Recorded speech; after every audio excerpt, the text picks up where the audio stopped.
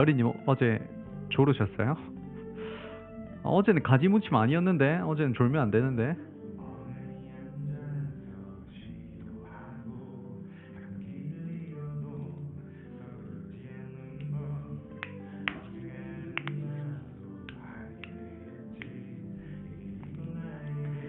물 한 잔 떠오겠습니다.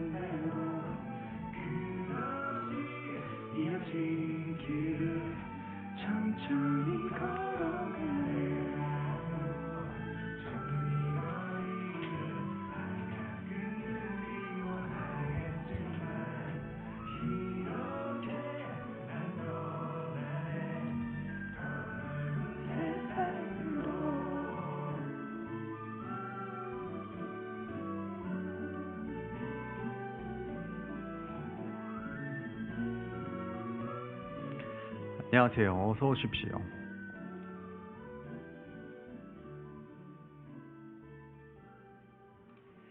테슬라 자율주행 진짜 너무 멋있다. 나도 사고 싶다.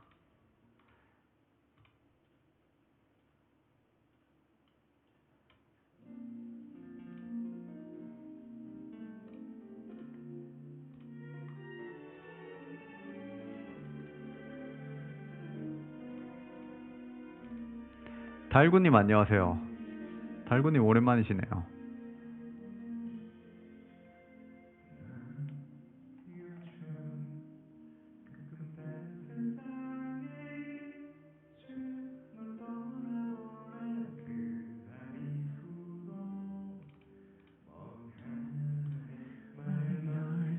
생각했어 한참 그러다 보면 짧았던 우리 기억에 나의 바람들이 더해져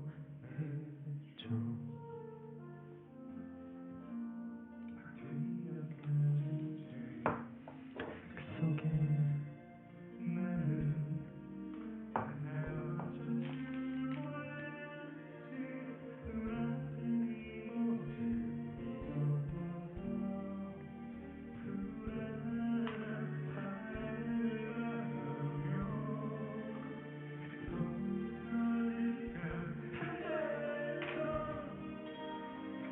내가 있지 그래 너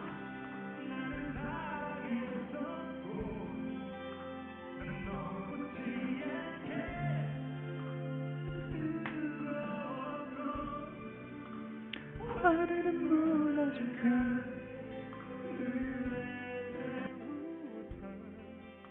결국엔 네 손을 놓쳐버린 어리석은 내가 있지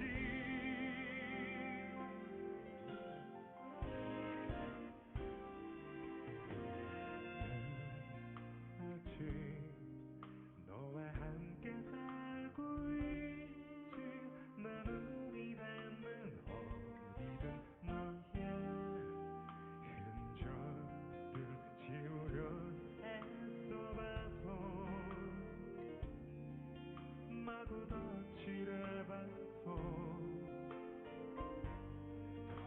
더욱더 선명해져서 어느덧 너의 기억들과 살아가는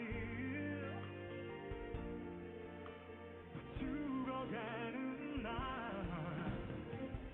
네가 떠난 뒤 매일 되감던 기억의 조각들 결국 완전히 맞춰지지 못한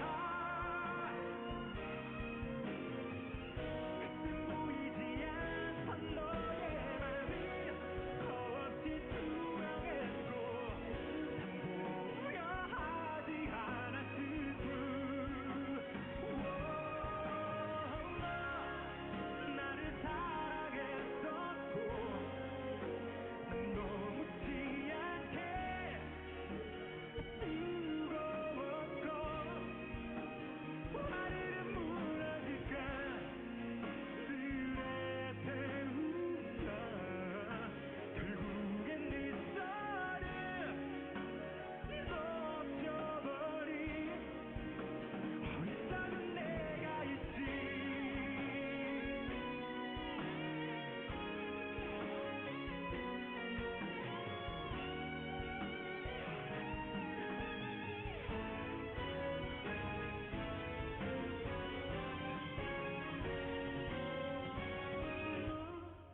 나를 사랑했었고 넌 너무지 않게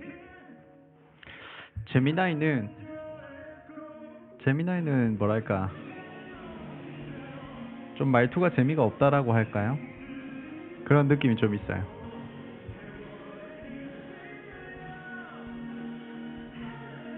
근데 나중에는 제미나이가 결국에는 이기지 않을까?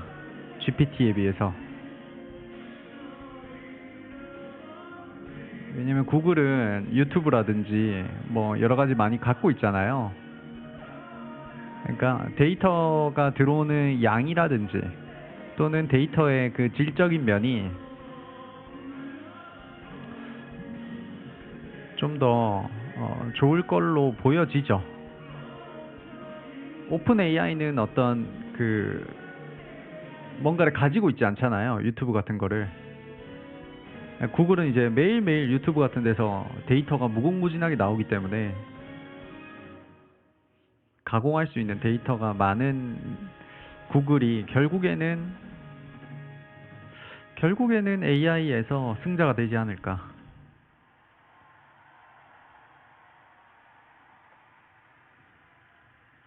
제미나이가 재미가 없어요.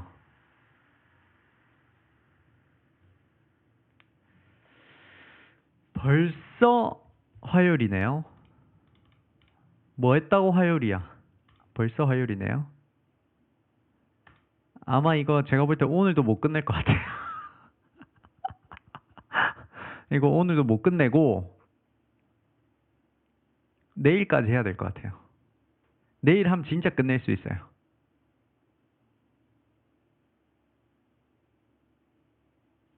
설명할 게 많다기보다는 이렇게 좀 딱딱 끊어지는 어, 그 챕터가 확실하게 나눠져서 그런 것 같아요.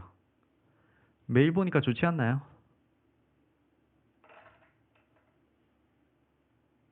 4일 연장으로 특강하는 거는 제가 또 처음이네요. 오늘 빨리 끝낼 수 있지 않을까요? 어제도 빨리 끝냈잖아요. 반도체 특강 자료는 이거 끝나고 제가 한 번 더 정리해서 좀 더 깔끔하게 만들어서 다시 올려드릴게요. 제가 특강을 하다 보니까 좀 겹치는 부분들이 있어서 그거를 제가 수정을 해서 올려드리겠습니다.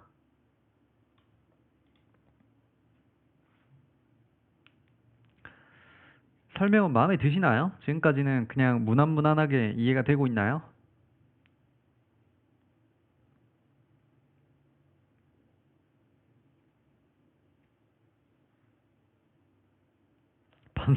반도체 좀 아는 1인이 되셨어요?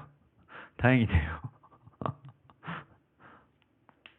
이렇게 한 번만 해놓으면 여러분들이 앞으로 주식의 인생에서 반도체 산업이 대충 어떻게 흘러가는지는 뉴스를 보면 거의 다 알게 돼요. 그래서 딱 한 번 할 때가 원래 힘든 거예요. 딱 한 번만 해두면 됩니다. 원래 처음이 다 어렵죠.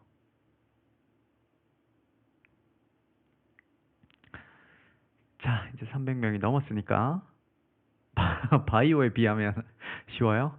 바이오는 솔직히 전문성이 없으면 솔직히 너무 어렵죠.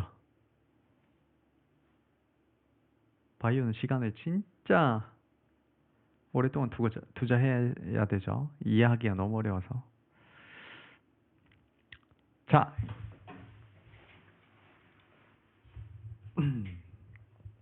자, 시작을 해보겠습니다. 오늘 반도체 세 번째 시간이죠. 저번 시간까지는 요 메모리 반도체에 대한 메모리 반도체 쇼티지가 왜 생기고 있느냐에 대해서 집중적으로 공부를 했고 그걸 끝냈어요. 맞죠? 그걸 끝낸 상태에서 오늘은 이제 메모리 반도체에 대한 직접적인 부분이라기보다는 좀 간접적인 부분이라고 봐야 되겠죠. 이 메모리 반도체 쇼티지를 부추기고 있는 애들이 도대체 누구냐?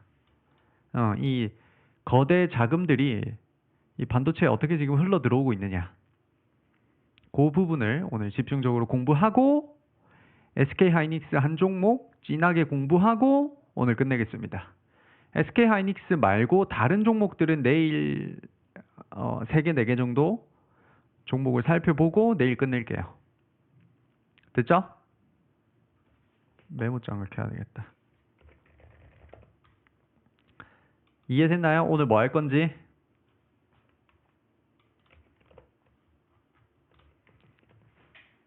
화요일은 오늘이죠.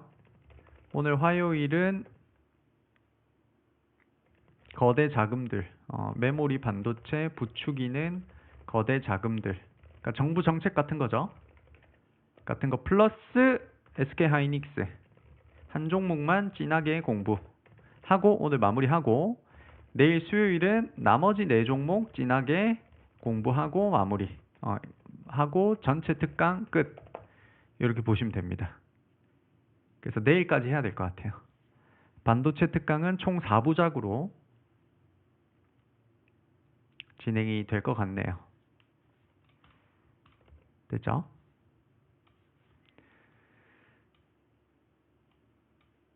저도 4부작을 하게 될 줄 몰랐어요.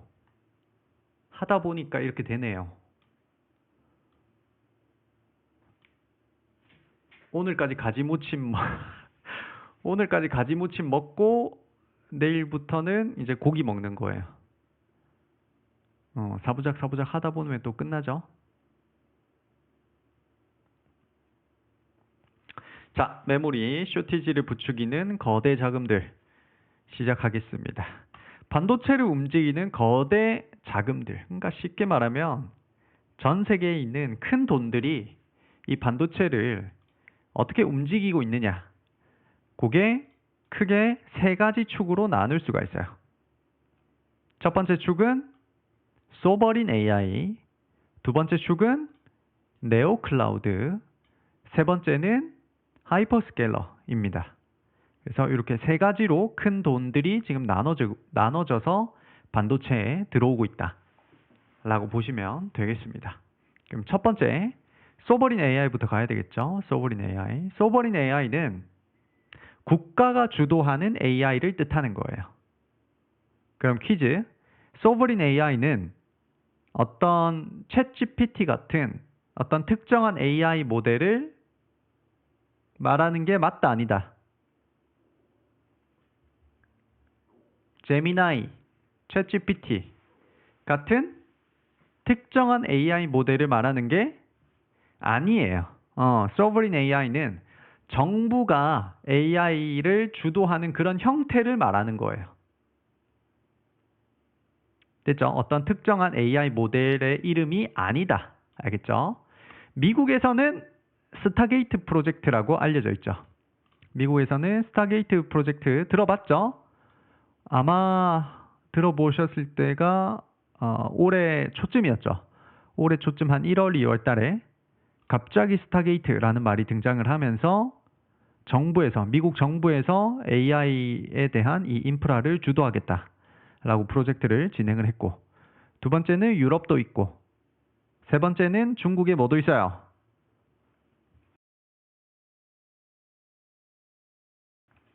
중국에 동수서산이라는 프로젝트도 있죠. 그래서 미국의 스타게이트, 유럽에도 AI 팩토리 프로젝트가 있고, 중국의 동수서산 프로젝트. 이런 게 전부 다 대표적인 소브린 AI의 대표적인 사례입니다. 그래서 국가 주도 AI 때문에 AI 인프라 산업 전체가 지금 부흥을 하고 있는 거예요. 미국도 여기에 돈을 때려붓고 있고, 중국도 여기에 돈을 때려붓고 있고, 유럽도 여기에 돈을 때려붓고 있고, 또 어디서 돈을 때려붓고 있어요? 중국, 유럽, 미국 말고도 또 돈 많이 쓰는 애들 누구예요? 저기 기름 나는 애들. 일본도 당연히 돈을 때려붓고 있지만, 저기 기름 나는 애들. 중동에서도 AI 인프라에 엄청난 돈을 때려붓고 있죠. 그게 전부 다 소버린 AI로 얘기를 할 수가 있다. 라는 겁니다. 됐죠? 그래서 국가들은, 정부들은 이제 AI를 단순히 미래 성장 산업으로 생각을 하는 게 아니라 반도체나 전력, 통신과 같은 국가 전력 인프라로 생각을 하고 있어요. 즉, 기술 주권의 문제로 인식을 하고 있다는 거죠. 이 AI나 AI 인프라에 대해서. 그래서 어떤 민간 업체가 AI 데이터 센터를 짓는 건 너무 당연하죠. 오픈 AI가 자기들 서비스를 위해서 데이터 센터를 짓는 건 너무 당연한데, 정부가 이제 직접 예산을 투입을 해서 직접 AI 인프라를 깔고 있다라는 게 중요한 거예요. 이런 투자는 대규모로 지금 일어나고 있기 때문에 단순히 데이터 센터 건물 하나 올린다에 그치지 않고 초대형 GPU 클러스터를 만들고 이를 뒷받침하는 전력 인프라랑 송전망을 또 깔아야 되고, 이것 때문에 우리가 반도체 특강 말고 뭐부터 했었어요? 어떤 특강부터 했었어요?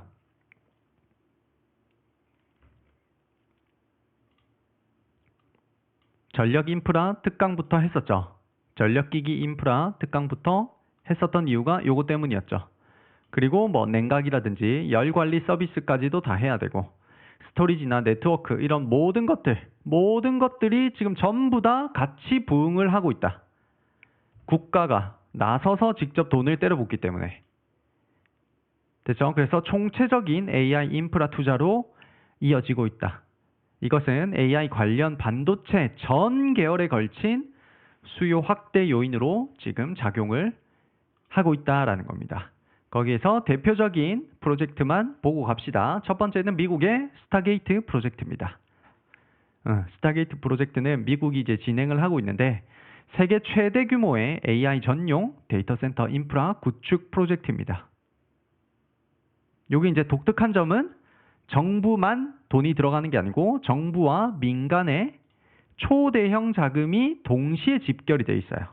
여기 민간 자금을 누가 많이 넣어요, 지금? 정부는 말 그대로 정부 돈이 들어가는 거고, 민간 쪽에서는 누가 돈을 때려붓고 있어요? 대머리 아저씨. 대머리 아저씨 누구예요? 그렇죠. 손정희가 여기에 엄청난 돈을 지금 투자를 하고 있죠. 그러니까 손정희는 미국 향인 거죠, 사실은. 투자 자체가. 미국 향이다. 그래서 국가적인 베팅이 되고 있다. 이제 텍사스에 있는 이제 그 데이터 센터의 모습이죠. 짓고 있죠. 그 다음에 이 스타게이트의 특징을 한번 살펴보면 정부랑 민간 자금이 결합이 된 AI 국가 프로젝트입니다.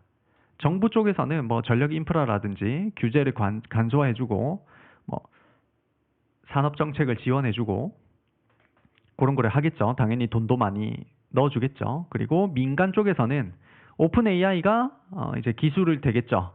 얘들은 돈은 없지만 기술력을 가지고 있으니까 오픈 AI에서 기술을 주고, 그 다음에 소프트뱅크에서 손정희의 소프트뱅크가 돈을 대고, 그 다음에 오라클이 인프라 되고 나서 그 다음에 엔비디아 같은 애들이 하드웨어를 공급해주는 그런 형태입니다, 지금.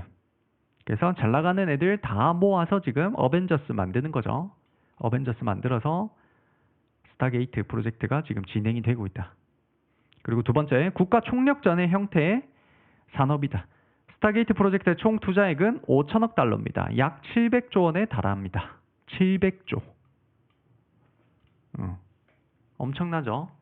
그래서 이거는 미국 대형 반도체 공장을 10개에서 15개 짓고도 남는 수준의 천문학적인 금액이 이 프로젝트에 들어가고 있습니다. 그래서 이에 따라서 스타게이트 프로젝트는 세계 인류 역사상 단 한 번도 없었던 가장 큰 단일 민간 플러스 공공 IT 인프라 투자 규모로 평가가 되고 있습니다. 지금까지는 이 정도 규모의 어떤 프로젝트가 단 한 번도 없었는데 가장 큰 규모의 프로젝트가 지금 진행이 되고 있다는 거죠. 그리고 반도체를 먹어치우는 정부 AI 인프라. 그래서 오픈 AI가 9월에 또는 10월에 얘 누구예요? 샘 올트먼이 전 세계 돌아다니면서 이상한 행보를 보였죠. 불을 지피고 다녔단 말이죠. 사실은 얘 때문에 우리나라 반도체가 더 많이 올랐죠. 얘가 자꾸 불을 지피고 다녔죠. 메모리 반도체 너무 많이 필요하다. 26년도에도 더 필요하다. 27년도에도 더 필요하다. 오픈 AI의 수장이 그런 말을 하고 다니니까 반도체 업황이 누가 보더라도 좋아 보일 수밖에 없었던 거죠. 그래서 주가가 미친 듯이 올라갔죠. 그 주가가 미친 듯이 올라간 거에는 분명히 이 샘 올트먼의 역할이 컸다. 얘가 불을 다 지피고 다녔으니까. 됐죠? 그래서 오픈 AI가 뭐 엔비디아라든지 암드라든지 여러 가지 애들과 반도체 계약을 발표를 했는데 이걸 다 합치면 26기가와트에 이르는 전력량이죠. 26기가와트에 이르는 규모의 그 반도체 계약을 체결을 했습니다. 근데 더 중요한 거는 이 계약이 스타게이트와는 별개라는 거예요. 자기들 오픈 AI만 쓰기에도 이 정도 규모가 나오는데 스타게이트 프로젝트까지 합치면 총 36기가와트가 되는 거예요. 이게 얼마나 큰 전력량이냐면 대형 원자력이에요. 이거 SMR 아니고 대형 원자력 발전소 1기가 아니고 한 기의 출력이 대략 1에서 1.5기가와트예요. 다시 한 번 더. 대형 원자력 발전소에서 한 기에서 나오는 출력이 대략 1에서 1.5기가와트예요. 근데 오픈 AI가 쓸 거랑 그 다음에 스타게이트 프로젝트에서 쓸 거를 다 합치면 36기가와트가 필요해요. 순간 전력량이. 그럼 도대체 몇 개가 있어야 돼요? 대형 원전이. 대략 원전 30개가 넘는 전력량을 필요로 하는 반도체 계약을 지금 발표를 하고 있는 거예요. 대형 원자력 발전소가 30개가 넘는 게 있어야 된다고요. 이 반도체를 다 돌리려면. 얘들이 지금 말하는 이 규모의 반도체를 진짜로 다 돌리려면. 그러다 보니 지금 전력기기가 모자라다. 원자력도 써야 되고 태양열도 써야 되고 풍력도 써야 되고 닥치는 대로 그냥 다 써야 된다라고 얘기를 하는 거예요. 지금 가릴 게 아니라는 거예요. 원자력을 써야 되니 풍력을 써야 되니 가릴 게 아니라는 거야. 그냥 있는 전력 없는 전력 다 끌어모아야 된다라는 거예요. 이거 돌리려면. 그러니 전력기기 산업이 좋아질 수밖에 없죠. 이해되고 있나요? 지금 어떻게 흘러가는지? 단순히 지금 반도체 쇼티지만 온 게 아니라 이 반도체를 다 돌리려면 전력 인프라가 너무 부족한 거예요, 지금. 그래서 전력 인프라 쪽에서도 여러분들이 몇 년간은 계속 꾸준히 봐주셔야 돼요. 계속. 됐죠? 그래서 요거를 이제 메모리로 환산을 하면 연간 필요한 HBM이 약 103억 기가바이트가 됩니다. 요거는 2026년 D램 업체들의 총 생산량의 30%를 넘어서는 엄청난 수치입니다. 무슨 말이냐면 쉽게 얘기해서 이 지금 오픈 AI 하나만 하더라도 26년에 총 생산량의 3분의 1을 잡아먹는다는 거예요. 얘들이 달라는 대로 다 주면 오픈 AI라는 한 기업만 반도체를 다 공급을 해줘도 3분의 1이 동나버린다는 거예요. 그럼 오픈 AI만 있나요? 오픈 AI만 있나요? 아니죠. 구글도 가져가야 되죠. 마이크로소프트도 가져가야 되죠. 아마존도 가져가야 되죠. 나머지 대형 업체들이 다 달라고 하면 될까요? 안 될까요? 이게 나만 할까 안 나만 할까? 메모리 반도체가 나만 할 수가 없겠죠. 그래서 샘 얼트먼이 이렇게 최태원 회장님과 이재용 회장님 만나고 다니면서 우리 반도체 좀 주세요. 이렇게 영업을 뛰는 모습입니다. 됐죠? 그리고 이거는 이제 오른쪽을 보시면 되겠죠. 오른쪽에 이 파란 색깔 막대는 오픈 AI의 연간 수요 HBM, HBM에 대해서 오픈 AI가 1년에 HBM을 얼마만큼 달라고 하는지에 대한 막대 그래프인데 전체 생산량의 3분의 1 수준이에요. 오픈 AI만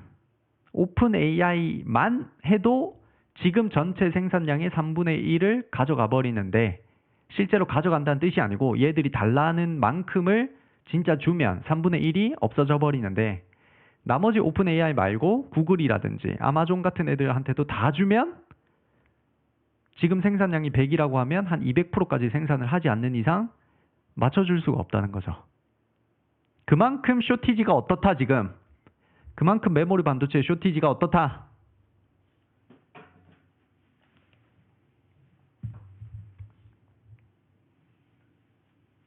아주 심하다. 심해도 너무 심하다. 이렇게까지 심할 수 있을까 정도로 심하다. 됐죠? 그런 얘기를 지금 밑에서도 쭉 하고 있습니다. 오픈 AI 하나만 하더라도 3분의 1을 가져가 버리는데 나머지 애들까지 합치면 말이 안 될 정도로 수요량이 폭발적으로 증가하고 있다라는 거죠. 그 다음에 이것들을 이제 종합을 하면 글로벌 D램 생산 능력은 26년도에 약 200만 장의 웨이퍼, 그 월별 웨이퍼 생산량에서 29년도에는 약 600만 장 수준으로 필요하다는 분석이 나오고 있어요. 그러면 26년도에는 200만 장이었는데 29년도에는 600만 장이 필요하다면 앞으로 3배가 더 필요하다는 거죠. 이해되고 있나요? 그래서 향후 4, 5년간 3배 이상이 웨이퍼가 더 필요하다는 얘기이다. 이런 것들로 이제 인공지능 추론 때문에 이 그 메모리 반도체 수요가 얼마나 지금 커지고 있는지 우리가 가늠을 해볼 수가 있습니다. 그래서 이제 두 번째로 넘어가면 아직 시작하지도 않은 비미국권 AI 메모리 수요입니다. 지금까지 우리가 오픈 AI가 얼마만큼을 원하고 다른 AI 업체들까지 합치면 얼마만큼이 될 거고 그래서 얼마만큼 부족할 거고 그런 얘기들을 쭉 했는데 문제는 뭐냐면 문제는 아직 미국 외의 국가들은 얘기를 하지도 않았어요. 미국 안에 있는 업체들만 하더라도 지금 메모리 반도체가 없어서 못 팔죠. 제 말이 이해가 되나요? 미국 안에 있는 대형 업체들 또는 정부에서 달라는 쪽만 해도 메모리 반도체가 없어서 못 팔죠. 근데 지금 미국만 얘기했는데 유럽이나 중국은 얘기를 하지도 않았어요. 아직 시작도 안 했다고. 미국만 해도 모자라요. 근데 중국이나 다른 쪽은 어떻게 할 건데? 다른 국가들은 지금 아직 대형 프로젝트를 시작도 안 했어요. 우리나라 대형 프로젝트 시작했나요? 제대로 지금 시작했어요? 데이터 센터 짓는 거? 아직 여전히 지을 게 많단 말이죠. 자기 나라에서 D램을 개발을 못하죠. 그거를 D램이랑 메모리 반도체를 뚝딱 자기 나라에서 할 수 있으면 지금 이렇게 쇼티지가 안 생겼겠지. HBM을 각 나라마다 뚝딱 만들어낼 수 있으면 이렇게 쇼티지가 안 생겼겠죠. 그리 쉬운 작업이 아니기 때문에 미국 하나만 하더라도 지금 메모리가 부족한데 중국도 해야 돼. 유럽도 해야 돼. 중동에서도 데이터 센터 지어야 돼. 우리나라에서도 지어야 돼. 일본도 지어야 돼. 앞으로 얼마만큼 부족할까, 이게? 도대체 얼마만큼 부족할까? 다른 이 비미국권 국가들은 아직 시작도 안 했어요. 데이터 센터 짓는 거를. 이제 어디 지어야 될지 부지 선정하고 얼마만큼 들어가야 될지 그런 것들을 이제 논의하고 있단 말이죠. 됐나요? 미국만으로 메모리 수급이 한계에 도달할 조짐을 보이는 상황에서 비미국권 국가들의 AI 인프라 투자가 본격화되기 시작하면 메모리 슈퍼사이클은 우리가 생각하는 것보다 훨씬 커질 수 있다는 거예요. 제대로 시작한 거는 미국밖에 없으니까. 뭐 중국이나 미국밖에 없으니까. 중국도 열심히 하고 있죠, 지금. 됐나요? 그래서 중동에서 살짝 이렇게 투자 규모가 커지고 있고, 그 다음 미국이 가장 크고, 그 다음 나머지 애들은 그렇게 규모가 크지 않다, 아직까지. 그런 겁니다. 그 다음에 이거는 이제 유럽에서 데이터 센터 건설에 대해서 얘기가 나오고 있는 것들이 이 정도가 있습니다. 그러니까 얘들은 아직 시작했다, 안 했다. 얘들 제대로 지금 막 데이터 센터 막 짓고 있고 막 시작을 엄청 막 했다, 안 했다. 아직 시작도 안 했다. 미국에 들어가는 메모리 반도체만 하더라도 지금 너무 부족한데 얘들까지 전부 다 데이터 센터를 짓는다고 생각을 해보세요. 이탈리아도 지어야 돼, 스페인도 지어야 돼, 독일도 지어야 돼, 난리가 나겠죠. 핀란드도 지어야 돼, 스웨덴도 지어야 돼. 얼마만큼의 메모리를 생산을 해야 될까, 앞으로? 이건 뭐죠? 네덜란드인가? 아니, 네덜란드 아니네? 그거죠, 이거. 이름 뭐지? 룩셈부르크. 룩셈부르크. 이 노래 모르죠? 아, 또 괜히 얘기했다. 또 어머니 아버지도 또 내가 나이를 생각을 못하고 또 내가 이상한 노래 괜히 불렀다.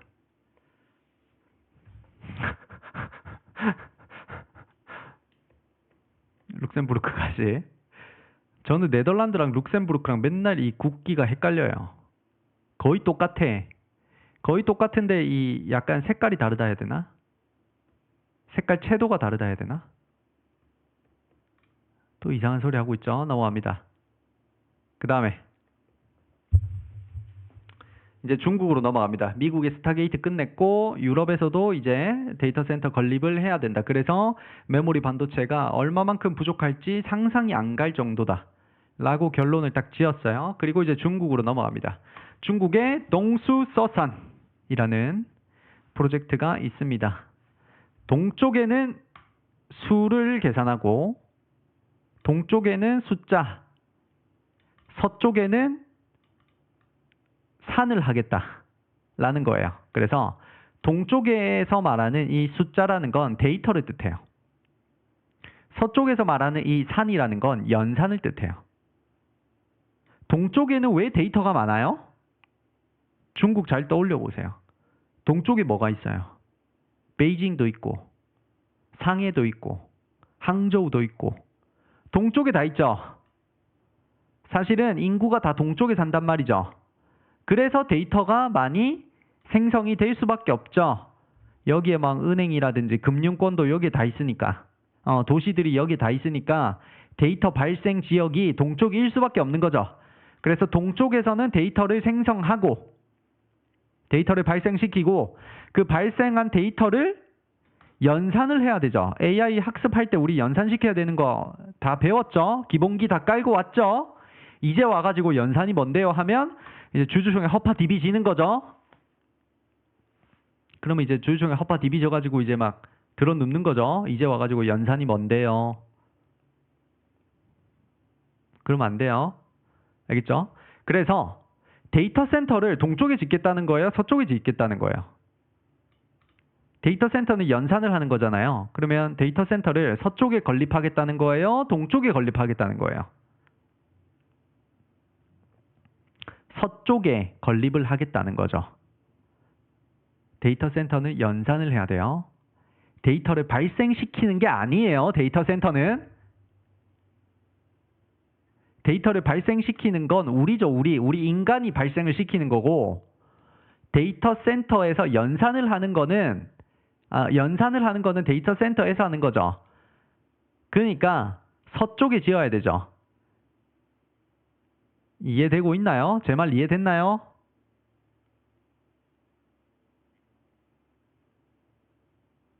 동쪽에서는 사람들이 사니까 데이터가 발생하고, 서쪽에서는 연산을 해야 되니까 서쪽에서 데이터 센터 짓는 거예요. 됐죠? 근데 문제가 생겼어요. 문제가 생깁니다. 이 데이터를 데이터 센터로 이렇게 왔다리 갔다리 보내야 되는데, 중국은 땅덩어리가 너무 넓다 보니까 데이터랑 이 데이터 센터랑 주고받는 이 거리가 어때요? 너무 멀어요. 너무 멀면 지연이 발생해요. 네트워크 지연이 발생하는 거예요. 네트워크 지연이 발생하니까 너무 비효율적인 거예요. 씨알데기 없이 이게 속도가 오래 걸리는 거예요. 그러다 보니 중국이 이 계획을 수정합니다. 어떻게 수정했을까요? 데이터가 발생하는 곳 바로 옆에 데이터 센터를 지어야 되겠다고 이 계획을 수정하게 됩니다. 됐나요?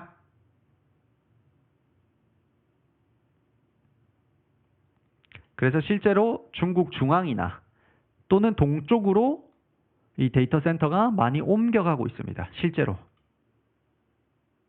그럼 서쪽에는 뭐 짓느냐? 라고 하면 콜드 데이터 센터로 전환을 하겠다라고 발표를 했어요. 콜드 데이터 센터라는 건 약간 낸드 같은 거예요. 낸드 같은 거. 지금 당장 쓸 데이터가 아닌 것들. 장기 데이터를 보관하는 쪽을 서쪽에 짓겠다라는 거예요. 얘들은 속도가 중요한 게 아니거든.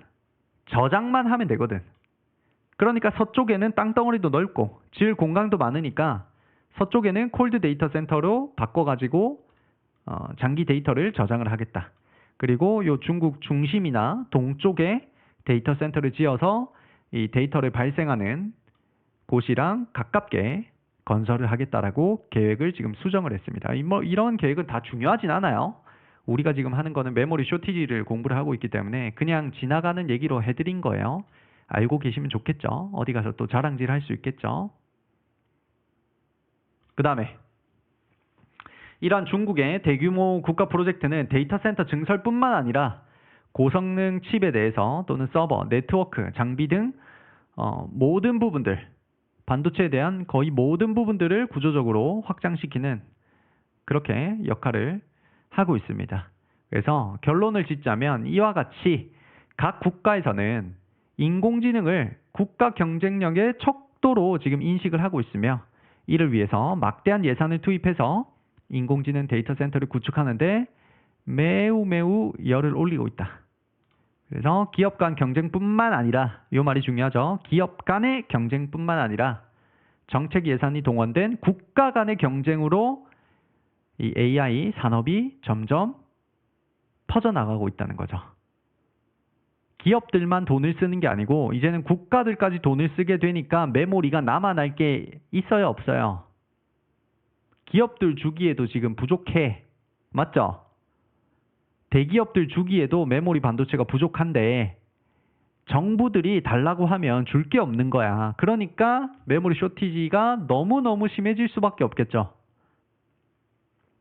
그게 지금 일단 정부 정책과 정부 자금이 어떻게 되고 있는지에 대해서 얘기를 해드린 거예요. 됐나요? 그거를 우리가 무슨 AI라고 부른다 지금? 정부에서 주도하는 AI를 뭐라고 부른다? 정부 자본에 대한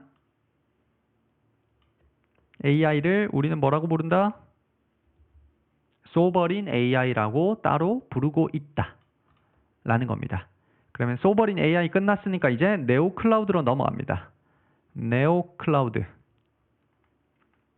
네오 클라우드. 네오 클라우드에서 네오가 무슨 말이에요? 매트릭스 주인공 네오 말고 이 네오가 무슨 말이에요? new란 뜻이죠. 새로운이란 뜻이죠. NEU라는 접두사죠. 됐나요? 그래서 클라우드 서비스인데 어떤 새로운 형태의 클라우드 서비스입니다 라는 뜻이에요. 그래서 네오 클라우드라고 이름을 붙여졌습니다. 그래서 네오 클라우드는 금융 자본과 AI 클라우드가 결합된 새로운 형태의 비즈니스 모델이다. 말이 어렵죠? 겉으로 보면 GPU 클라우드 서비스처럼 보이지만 본질은 GPU 임대 사업을 하면서 동시에 거대 금융에 가깝다. 요것만 봐서는 전혀 지금 이해가 안 되는 게 정상이에요. 네오 클라우드는 처음 들으면 한 번에 이해하기가 어려워요. 천천히 한번 따라와 보세요. 네오 클라우드 사업자는 개인이나 기관 투자자의 돈으로 처음에는 투자를 받아야 되죠. 맞죠? 처음에는 투자를 받아서 얘들 돈으로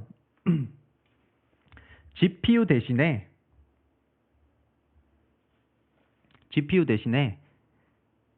다시 GPU 대신에가 아니고 네오 클라우드 사업자는 개인이나 기관 투자자의 돈으로 GPU를 대신 구매를 해서 데이터 센터를 지어요. 나 데이터 센터 지을 거니까 돈 투자할 사람 모집합니다 해서 실제로 누군가가 막대한 돈을 투자를 해주면 그 돈을 가지고 GPU 대신 사가지고 데이터 센터를 구축을 해요. 그리고 그리고 나서 이 GPU에서 발생하는 연산력이 있겠죠. 말 그대로 나는 데이터 센터를 구축을 했으니까 여기서 어떤 그 GPU를 쓸 수 있잖아요. 그 연산력 자체를 기업에 임대를 해주는 거예요. 예를 들면 이런 거예요. 오픈 AI라는 AI 기업이 있어요. 근데 여기서 순간적으로 GPU를 자기들이 가지고 있는 GPU 연산력이 넘어가 버렸어요. 예를 들어서.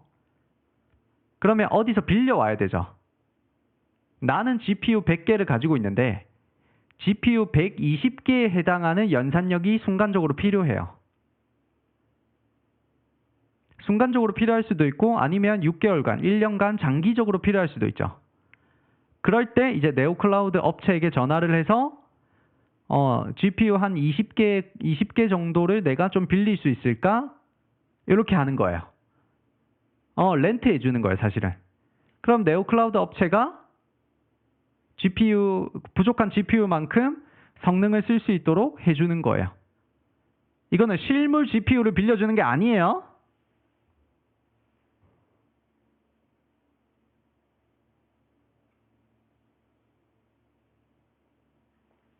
이해되셨나요?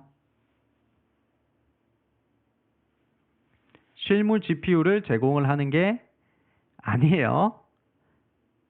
말 그대로 클라우드로 제공을 하는 거예요. 알겠죠? 말 그대로 클라우드로 제공을 하는 거예요. 원격으로 제공을 한다는 거죠. 그래서 쉽게 말해서 GPU 임대 사업을 하게 되는 거예요. 말 그대로 그냥 GPU 임대 사업을 하는 거예요. 실물 GPU를 빌려주는 게 아니고 GPU 이 데이터 센터를 구축을 해서 이 데이터 센터에서 나오는 어떤 능력을 임대를 하는 거죠. 그래서 이런 형태의 대표적인 사업자로는 코어위브, 람다랩스, 그 다음에 크루소, 오라클 이런 애들이 있습니다. 실제로 코어위브는 상장이 돼 있죠. 요 네오클라우드에 대표적으로 상장이 돼 있습니다. 그래서 너희 GPU 부족하지? 우리가 빌려줄게. 이런 걸로 이제 요약을 할 수가 있습니다. 그래서 그만큼 지금 GPU가 부족하다는 거죠. 이렇게 빌려주는 업체들이 등장할 정도면. 그래서 구하기 어려운 GPU를 사지 말고 빌려 쓰십시오. 이렇게 요약을 할 수 있겠습니다. 그래서 네오클라우드의 확장 과정은 이렇습니다. 첫 번째는 개인이나 기업에 어떤 투자금이 들어오겠죠. 그 투자금으로 GPU를 구매를 합니다. 그래서 GPU 막 여러 개 엄청나게 많이 구매를 해서 GPU 데이터 센터 클러스터를 구축을 합니다. 그리고 GPU는 회사가 직접 통제하고 운영을 하고 여기에 초기 투자자들은 이 GPU를 팔아서 나오는 돈을 얻을 수 있는 경제권만 가지는 거예요. 일종의 채권이랑 비슷한 거예요. 주식이랑 채권의 차이가 뭐예요? 주식은 뭘 가지는 거예요? 그 기업의 실질적인 뭘 가져요? 주식은.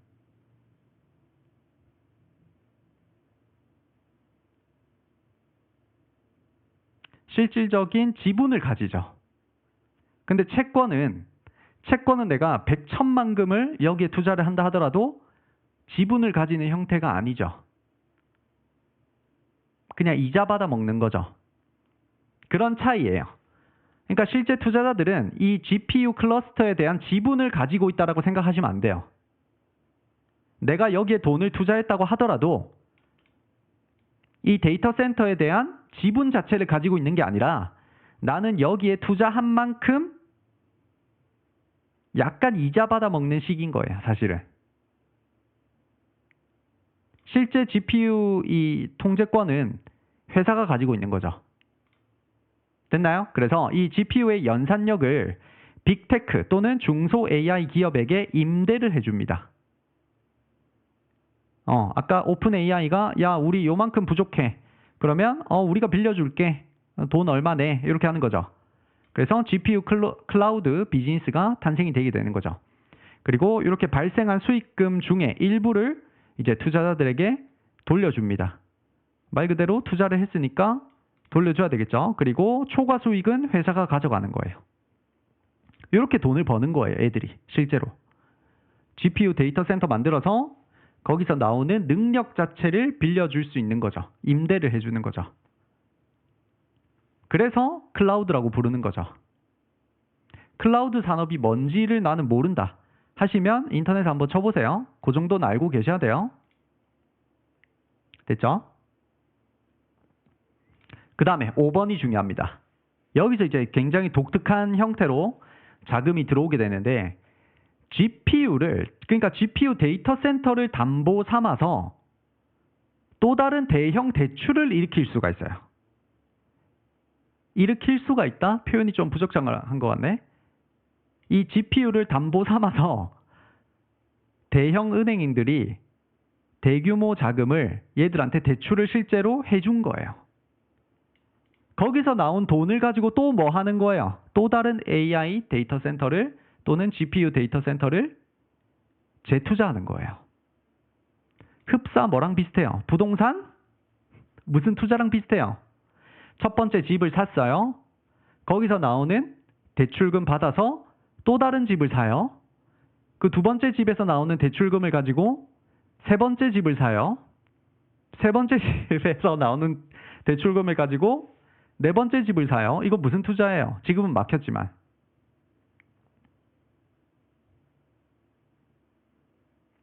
이거를 부동산 무슨 투자라고 하죠?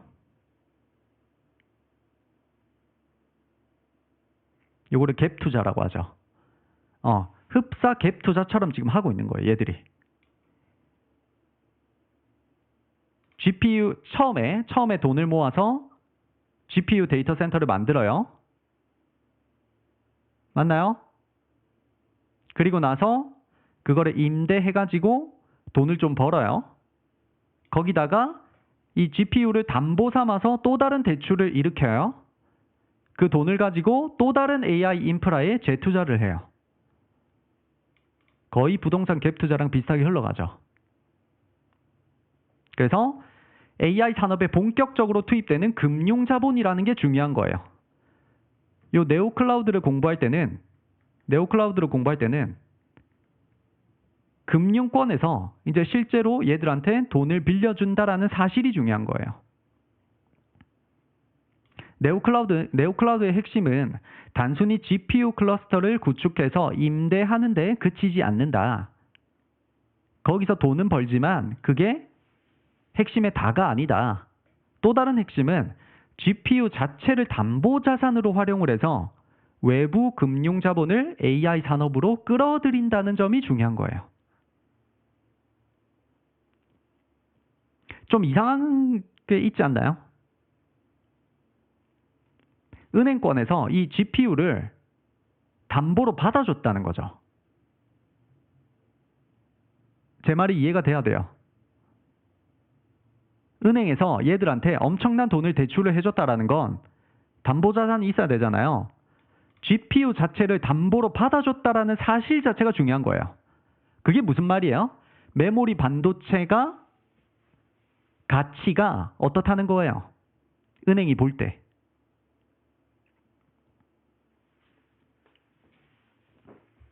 메모리 반도체의 가치가 어떻다는 거예요?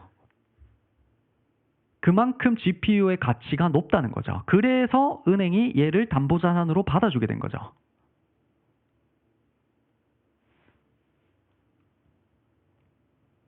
일종의 통화로 받아주게 된 거죠. 그렇게 돼서 이제 또 다른 대출을 일으킬 수 있고 그 일으켜진 대출이 다른 새로운 AI 인프라 구축에 투입이 되는 거예요. 그래서 결과적으로 GPU를 처음에 확보를 하고 그래서 은행에서 담보자산으로 요거를 인정을 해주고 새로운 대출을 받아서 또 다른 AI 인프라에 재투자를 하게 되는 이런 선순환 구조를 얘들이 만들어낸 거예요.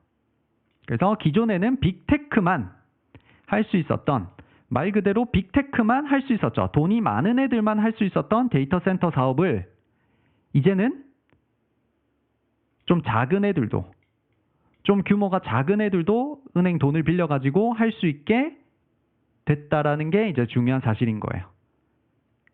예전에는 빅테크만 할 수 있었죠. 예를 들어 뭐 구글이라든지 오픈 AI라든지 돈 많은 애들만 할 수 있었던 사업을 돈이 조금 없는 애들도 이제 은행에 담보대출을 받아서 할 수 있게 된 거죠. 그럼 빅테크만 할 수 있었던 거를 다른 애들도 할 수 있게 되니까 메모리 반도체 수요가 더 어떻게 될까요?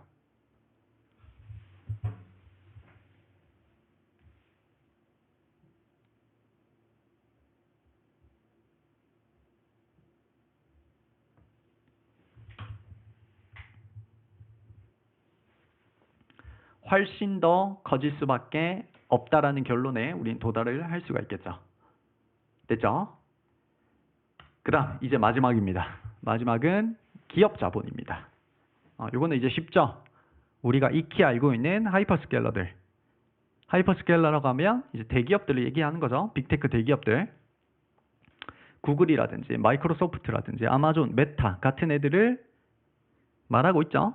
얘들은 결국에는 자기 돈 벌려고 데이터 센터 짓는 거죠. AI 서비스를 시작을 해서 결국에는 자기들 돈 벌려고 데이터 센터를 짓고 있다. 근데 엄청나게 많은 돈을 투자를 하고 있죠. 그래서 2025년도 기준으로 이들 빅테크의 AI 투자액은 전년 대비 약 58% 증가가 예상이 되며 2026년 역시 30% 중반대의 성장률이 전망이 되고 있습니다.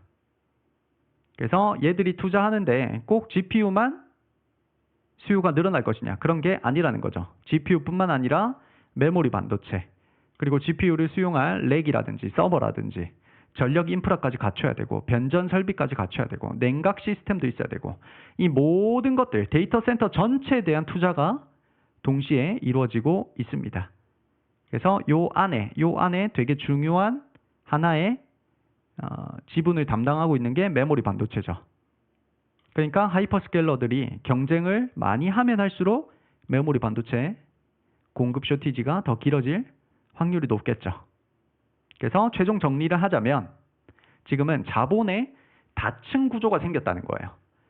옛날에는 이 자본이 뭐밖에 없었어요. 2022년도만 생각해 보세요. 2022년도에 AI가 처음 나왔을 때 그때는 자본이 뭐밖에 없었어요. 이 세 가지 중에. 처음에는 이 세 가지 중에 자본이 뭐밖에 없었어요. 그렇죠. 처음에는 하이퍼스케일러밖에 없었죠. 처음에는 기업 자본밖에 없었단 말이죠. 근데 2023년, 4년, 5년으로 갈수록 정부가 여기에 뛰어들었어요. 소버린 AI에서 나오는 이 정부 자본이 들어왔어요. AI 산업에. 근데 그 사이에 네오클라우드라는 금융 자본이 여기에 이제 또 들어오게 된 거예요. 그러면 원래 없었던 돈이 여기에 투자가 되면 될수록 어떻게 돼요?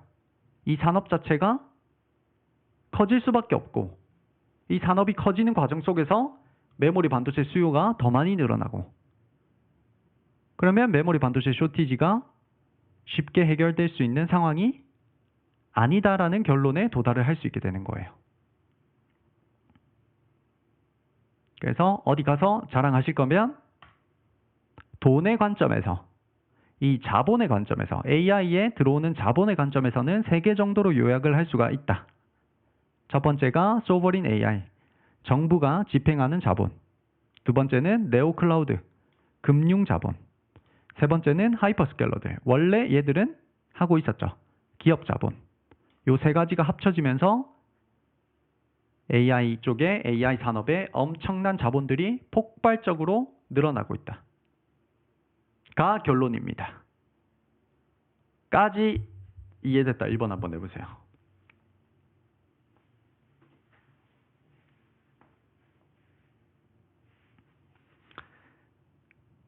요까지 하면 이제 종목 들어가기 전에 모든 내용을 제가 설명을 다 드린 거예요. 여러분들이 반도체 공부하면서 알아야 될 큰 맥락들은 다 알게 되신 거예요.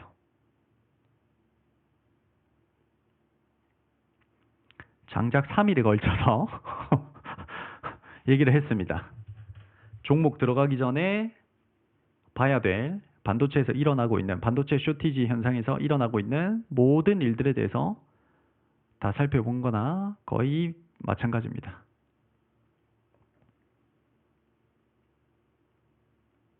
됐죠? 여기까지 하고 1분 쉬고 할게요. 화장실 갔다가 물 한 잔 마시시고 오시면 됩니다.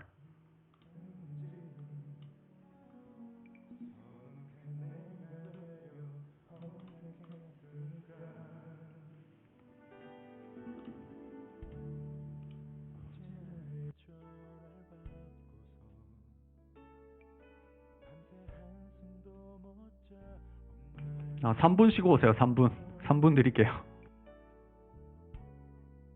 수줍게 웃는 얼굴 어쩌면 이렇게도 그대로일까. 그땐 우리 너무 어렸었다며 지난 얘기들로 웃음 짓다가 아직 혼자라는 너의 그 말에 불쑥 나도 몰래 가슴이 시려 다시 사랑한다 말할까. 조금 멀리 돌아왔지만 기다려왔다고. 널 기다리는 게 나에겐 제일 쉬운 일이라. 시간이 가는 줄 몰랐다고. 다시 사랑한다 말할까. 여전히 난 부족하지만 받아주겠냐고. 널 사랑해. 쉬는 동안 질문 있으시면 해주시면 돼요. 지금까지 했던 내용 중에.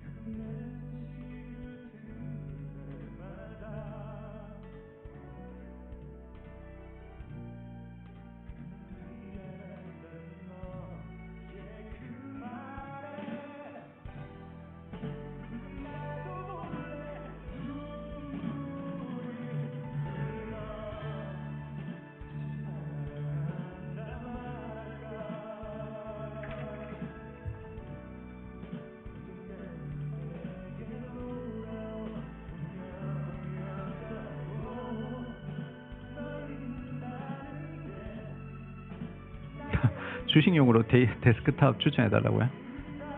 그 데스크탑은 엄밀히 얘기하면 컴퓨터 추천해주세요 라고 하면 좀 안 맞아요. 질문 자체가. 컴퓨터 안에 부품들을 하나하나씩 다 골라야 돼요. 요즘에는.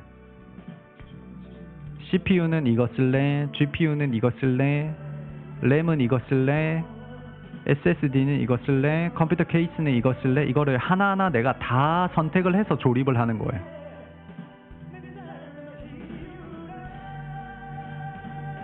완본체를 산다는 느낌이 아니에요. 요즘에는. 물론 완본체를 사셔도 되는데 요즘에 컴퓨터 살려면 한 2배 줘야 돼요. 요즘에 지금 우리가 반도체 특강하고 있잖아요. 시끄러. 동률이 형 너무 시끄러. 요즘 우리가 반도체 특강하고 있잖아요. 근데 D램 쇼티지가 왔죠. 그래서 요즘에 솔직히 컴퓨터 맞추려면 한 1.5배는 줘야 됩니다.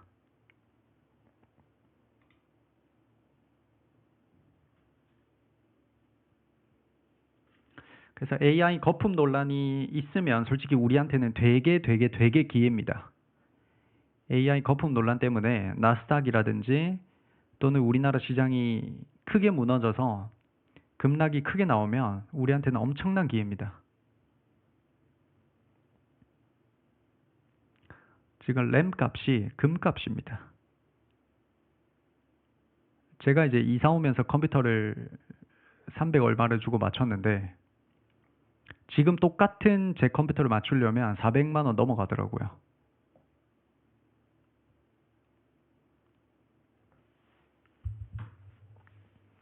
가격 차이가 점점 커지고 있죠. 얼마 전에 블랙 프라이데이 있었죠. 블랙 프라이데이 때 사람들이 그래도 블랙 프라이데이 때 원래 할인을 많이 하잖아요. 그래서 블랙 프라이데이 때 컴퓨터 맞추려고 막 기다리고 있었는데 실제로 블랙 프라이데이 때 가격이 내려갔을까요? 안 내려갔을까요? 가격이 내려갔을까요? 안 내려갔을까요?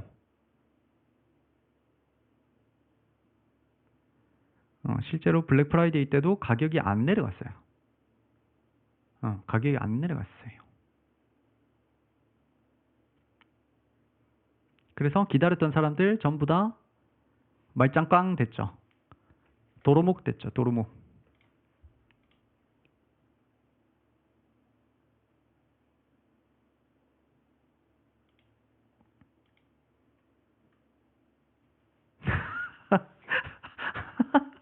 오렌지 월님. 이거 이제 제 구독자님이 그려주신 거예요. 요즘에는 저한테 그림을 그려주시는 분들이 거의 없는데 한창 또 그려주실 때는 구독자분들이 저한테 많이 그려주셨죠. 겨울이니까 좀 따뜻하게 있어야 돼서 제가 배경이 여러 개예요. 이런 거. 이런 배경도 있고 제 배경이 여러 개입니다. 자, 이제 다 오신 것 같네요. 가봅시다. 자, 종목으로 넘어갑니다. 종목 한다 하니까 또 안 나가고 있는 거 봐라 또. 보통 쉬는 시간 들어가면 구독자님들이 동시 시청자 수가 한 50명이 쑥 없어지거든요. 근데 지금 쉬는 시간 갖는다고 해도 동시 시청자 수가 안 줄어들어요. 종목 한다고 하니까 안 나가고 가지 무침 먹을 때는 안 들어오더만. 지금까지 가지 무침 먹을 때는 안 들어오더만. 고기 먹는다 하니까 또 들어오네. 종목은 총 5개인데 오늘은 SK 하이닉스만 제대로 공부를 하고 라이브는 마무리하도록 하겠습니다. 내일 나머지 4개 종목은 SK 하이닉스 좋은 건 누구나 다 알죠? SK 하이닉스 좋은 건 누구나 다 아니까 내일 나머지 4개 종목은 우리가 멤버십 전용으로 제가 설명을 해드리겠습니다. SK 하이닉스를 뭐 이렇게 공개 방송에서 같이 공부한다고 해서 뭐 손해볼 건 없으니까 좀 양해를 부탁드립니다. 자, 그래서 어떤 종목에 집중을 해야 되는가? 선정 기준은 AI 시대에 질적인 성장 플러스 양적 성장이 동시에 발생하는 종목을 우리가 탑픽으로 가져왔습니다. 보통은 이제 양적 성장에 집중을 많이 하죠. 앞으로 HBM이 많이 팔릴 거니까 당연히 뭐 좋은 거 아니야? 이렇게 생각을 많이 하지만 질적인 성장도 중요하다는 거죠. 지금보다 더 좋은 기술을 입힐 수 있는가? 또는 생산 캐파를 늘릴 수 있는가? 그런 것들까지 전부 다 동시에 고려를 해서 탑픽으로 가져왔습니다. 그래서 AI 서버 시장이 폭발적으로 확대하면서 메모리라든지 기판이라든지 이런 핵심 부품들은 얼마나 많이 팔리느냐도 중요하지만 얼마나 고난도, 고부가 제품으로 바뀔 수 있느냐가 실적을 좌우하는 구조로 빠르게 전환이 되고 있다. 따라서 이번 토픽들은 우리가 뽑은 가장 좋은 종목들은 다음 세 가지 기준을 충족하는 종목으로 구성을 했습니다. 첫 번째 기준, AI 산업과 직접적으로 연결되어 있으며 동시에 사이클에 지금 슈퍼 사이클 중심에 위치한 기업이어야만 한다는 거죠. 그게 첫 번째 기준이고, 두 번째 기준은 고부가 전환이 이미 진행 중이거나 또는 불가피한 기업입니다. 말 그대로 지금 당장에도 비싸게 팔리고 있지만 앞으로 어떤 기술력을 입히거나 했을 때 고부가 전환이 일어날 수 있는 기업들을 가져왔어요. 그리고 세 번째, 판매량이 높아지는 이 과정에서 레버리지가 강한 사업 구조를 가진 기업. 무슨 말이냐면 메모리나 기판이냐 뭐 MLCC 이런 것들이 고정비 비중이 높아요. 그래서 물량 증가 시 이익이 기하급수적으로 증가합니다. 들어가는 돈은 고정적인데 더 많이 팔면 좋아요, 안 좋아요? 100개를 생산하든 200개를 생산하든 들어가는 돈은 비슷해요. 그러면 100개 팔 바에 200개, 300개, 400개 파는 게 훨씬 낫죠. 그런 것들이 이루어질 수 있는 기업들이 훨씬 좋겠죠. 마진율이 높다는 거니까. 됐죠? 그래서 그런 것들은 메모리 반도체 같은 경우에는 SK 하이닉스고, 기판 쪽에서는 심텍이나 TLB, 후공정 쪽에서는 한양 디지텍, 그리고 MLCC 쪽에서는 삼성전기를 토픽으로 뽑았습니다. 이 종목 이름을 알려준다고 해서 여러분들이 뭐 멤버십 전용만 알려줘야 되는 거 아니에요? 그렇게 생각하실 필요가 없어요. 왜요? 이거 안다고 해서 돈 번다 못 번다. 돈을 번다는 건 우리가 트레이딩으로 처음에 접근을 해서 많이 모아서 오랫동안 가져가는 그 뚝심에서 나오는 거지, 이 종목 이름을 내가 안다고 해서 돈을 버는 게 아니에요. 그러니까 자꾸 멤버십 전용만 올려주세요, 공개 방송은 안 하시면 안 될까요? 그렇게 할 필요가 없어요. 종목 알아도 됩니다. 어디서 살지가 더 중요한 거예요. 누구나가 이거 다 좋은 거 알아요.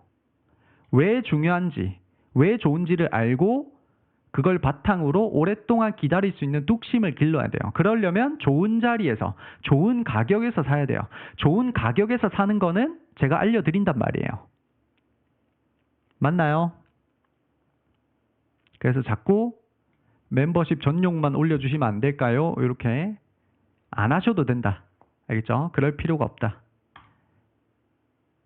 넘어갑니다. 오늘은 SK 하이닉스만 하고 끝냅니다. 메모리 반도체 탑픽은 SK 하이닉스입니다. 솔직히 삼성전자 살 바에는 SK 하이닉스 사는 게 무조건이죠. 누가 보더라도 맞죠, 솔직히. 삼성전자 100% 올라갈 때 SK 하이닉스는 150%, 200% 올라갈 게 뻔하니까. 누구나가 알고 있는 사실이죠. 그래서 SK 하이닉스가 도대체 왜 좋냐를 한번 살펴봅시다. 첫 번째 이유는 HBM 독주 체제입니다. SK 하이닉스는 HBM 안에서는 모든 측면에서 사실은 업계 1위라고 봐야 됩니다. 이 지위는 세대가 바뀌어도 지금 계속해서 유지가 되고 있습니다. HBM3까지는 엔비디아의 단독 공급사로 사실상 독점적 위치를 차지했는데, 이후에는 마이크론이 등장하면서 약간 이제 나눠먹기가 된 거죠. 나눠먹기가 됐더라도 그럼에도 불구하고 SK 하이닉스는 전체 물량의 70% 이상을 확보를 하고 있습니다. 그러니까 HBM 쪽에서는 내가 HBM을 필요로 하는 입장이에요. 그러면 마이크론한테 주문할래? SK 하이닉스한테 주문할래? 라고 하면 마음이 어디로 간다는 거예요? 딱 들었을 때 내가 구글이야. 내가 오픈 AI야. HBM이 필요해. 빨리 주문을 넣어야 돼. 그럼 딱 떠오르는 게 하이닉스라는 거죠. 하이닉스한테 안 됐을 때 뭐 마이크론한테 간다든지 아니면 마이크론이 너무 싸게 팔면 그럼 마이크론한테도 한번 해볼까? 할 수 있지만 좋은 것만 따졌을 때는 SK 하이닉스가 무조건 좋다는 거죠. 그래서 여전히 앞으로도 고객사들 입장에서는 SK 하이닉스가 탑픽으로 보여집니다. 그래서 핵심 기술이 있는데 이거는 그렇게 중요하진 않아요. 그래서 굳이 설명을 안 하고 넘어갈게요.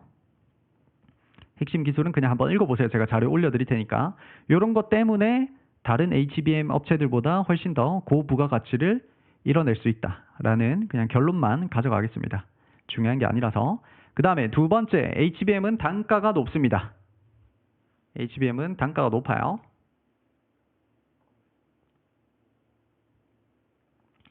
HBM은 잠깐만요.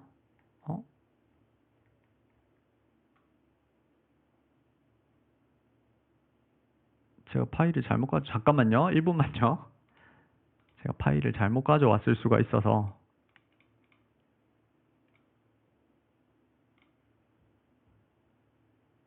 나 이런 실수 안 하는데.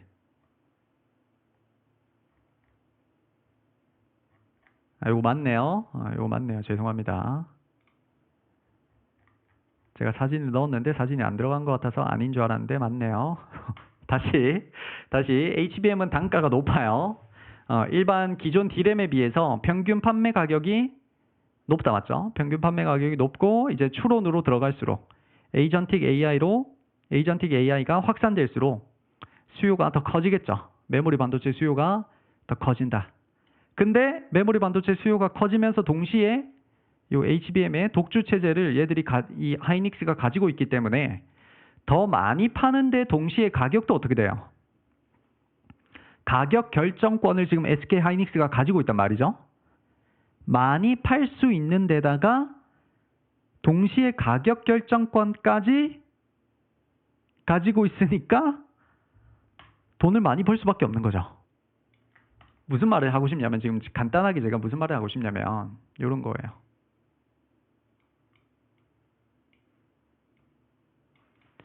원래 기본적으로 100개 주문할 거 200개 주문하면 원래 가격이 어떻게 돼요? 일반적인 산업에서 100개 주문할 거 200개, 300개 주문하면 가격을 어떻게 해줘요?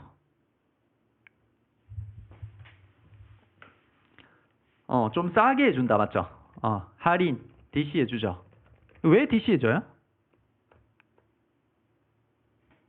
덤이래. 덤이래. 이거 왜 DC 해줘요?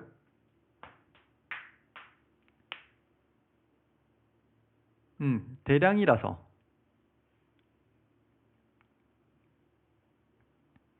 그렇죠. 생산 단가가 내려가는 거죠. 내려간다. 한 번에 많이 생산하니까. 그리고 이렇게 안 해주면 어떻게 하면 돼요? 다른 데 가면 되지. 가면 끝. 이렇게 되죠. 근데 SK 하이닉스의 입장에서 보면 어떻게 돼요? 100개 주문할 거 200개, 300개 주문한다 하더라도 깎아줄 필요가 있어요, 없어요? 깎아줄 필요가 있어요, 없어요? 하이퍼스케일러들이 100개 주문할 거 200개, 300개 주문한다 하더라도 깎아줄 필요가 전혀 없다. 오히려 가격을 더 높게 형성한다 하더라도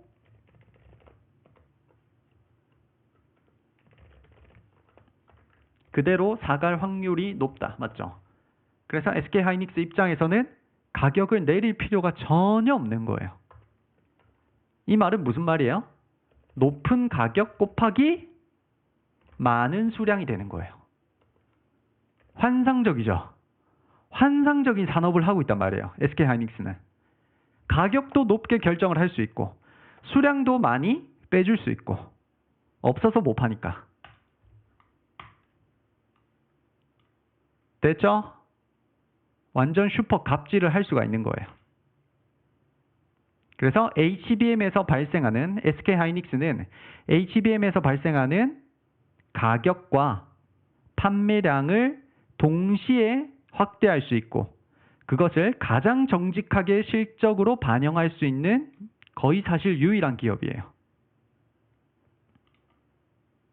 넘어갑니다. 지금까지는 HBM 얘기를 했어요. HBM 안에서는 완전히 독주 체제입니다. 독주 체제. 그래서 거의 가격 결정권을 자기가 가지고 있다라는 게 핵심이었고, 두 번째는 서버 디램. 일반적인 디램에서도 잘한다 안 한다. HBM만 잘하는 게 아니라 일반 범용 디램에서도 굉장히 잘하고 있다라는 거죠. 원래도 잘 해왔고 지금도 신뢰를 잘 쌓아서 많이 찾아주고 있다. 그래서 HBM뿐만 아니라 일반 디램도 돈을 잘 벌고 있다라는 겁니다. 그래서 앞으로 이제 일어날 어떤 미래 기술이라든지 그런 부분에서도 SK 하이닉스가 굉장히 강점이 많다라는 게 이 부분의 핵심입니다. 그 다음 넘어갑니다. 메모리 순수 플레이어입니다. 메모리 순수 플레이어가 아닌 기업은 누가 있어요? SK 하이닉스는 말 그대로 메모리만 팔아서 돈을 버는 기업이죠. 근데 그게 아닌 기업이 어디가 있어요? 샘승전자가 있죠. 샘승전자는 순수 메모리 플레이어가 아니죠. 왜? 삼성전자는 파운드리도 하고 MX 사업부가 뭐예요? MX 사업부가 뭐예요? 힌트를 드리자면 LG전자가 포기한 사업부죠.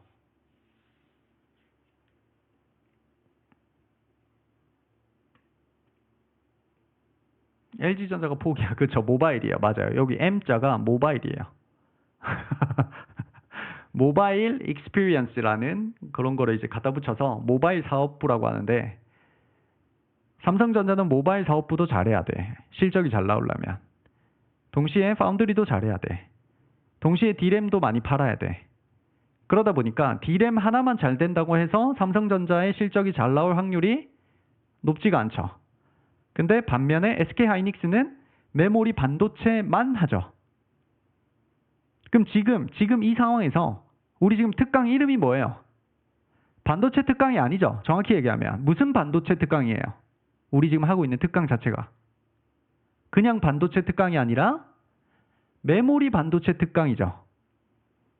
메모리 반도체 쇼티지 현상이 일어났을 때는 SK 하이닉스가 더 좋을까? 삼성전자가 더 좋을까? 당연히 SK 하이닉스가 훨씬 좋겠죠.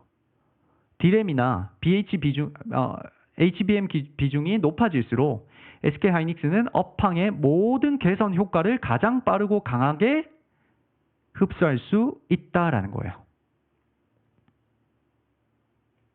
그래서 삼성전자보다 SK 하이닉스를 선호하는 거죠. 누가? 전문가들이. 이러한 사업적인 구조적인 차이는 곧 메모리 사이클에서 누가 가장 큰 이익을 확보하느냐의 문제로 이어지며 현재 AI 수요 환경에서는 SK 하이닉스가 그 정중앙에 서 있다라는 겁니다. 그 다음 넘어갑니다. 중장기 캐파 확충 부분입니다.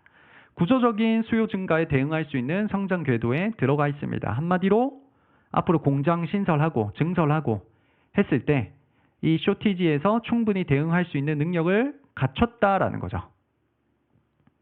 그래서 지금 중요한 거는 현재 SK 하이닉스의 캐파가 어떻게 되느냐가 중요한 게 아니라 1년 뒤에 2년 뒤에 공장이 신설됐을 때 향후 수요를 대처할 수 있는가. 여기가 이제 중요하다는 거죠.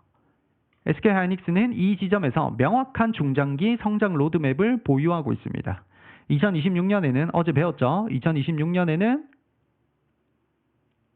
이거 뭐예요? 어디에 있는 거예요? 이 공장. M15X. 지역이 어디였죠? 청주에 있었죠. 그게 내년에 이제 본격적으로 가동됩니다. 그러면 HBM 생산 능력이 더 올라가니까 돈 더 많이 벌겠죠. 2027년 말부터는 용인에 신공장이 지어질 것이다라고 지금 예측을 하고 있죠. 근데 이 공장의 규모가 어마어마하죠. 전 세계에서 제일 큽니다. 실제로 이제 설계대로 지어지면 전 세계에서 제일 큰 공장이 돼요. 그래서 용인 신공장은 총 4개 공장으로 건설될 예정이며 각 공장은 여기 청주에 있는 공장의 6배 규모입니다. 그래서 전 세계 메모리 공장 중에 가장 큰 4개 공장이 건설이 됩니다. 어마어마한 규모죠. 진짜로. 미친 듯한 규모의 공장을 신설을 하게 됩니다. SK하이닉스는 투자할 때는 또 제대로 투자를 하고 있다는 거죠. 그러니까 미래에 대해서 투자를 차곡차곡 진짜 잘 해나가고 있다는 거죠. 증산 후에는 부족할 가능성이 없죠. 그러니까 2027년도, 8년도를 넘어가면 메모리 쇼티지가 거의 그래도 해결됐다기보다는 지금보다는 훨씬 더 해소가 됐다고 보는 게 맞겠죠. 완벽하게 해결이 됐다기보다는. 그러니까 이미 그때는 주가 반등이 크게 오른 상태니까 뭐 우리가 그때 가서 메모리 반도체를 할 필요는 없죠. 됐죠? 그래서 D램과 HBM은 캐파 증가가 필수적인데 글로벌 메모리 업체 중에 이러한 증설 일정을 구체적으로 가져가는 기업은 매우 제한적입니다. 이렇게 구체적으로 내가 언제까지 어떻게 증설을 하겠다라고 계획을 발표하는 애들이 잘 없다는 거죠. 근데 SK하이닉스는 그렇게 한다는 거죠. 최태원 회장님 보면 인터뷰라든지 그런 거 보면 좀 어때요? 그 리더도 종류가 있잖아요. 여러분들이 볼 때는 최태원 회장님을 보면 느낌이 어때요? 추진력이 있다고 보여지시나요? 그 사람을 봤을 때 느낌이 있잖아요, 우리가. 카리스마라든지 추진력이라든지 이런 게 있다는 게 느껴지시나요?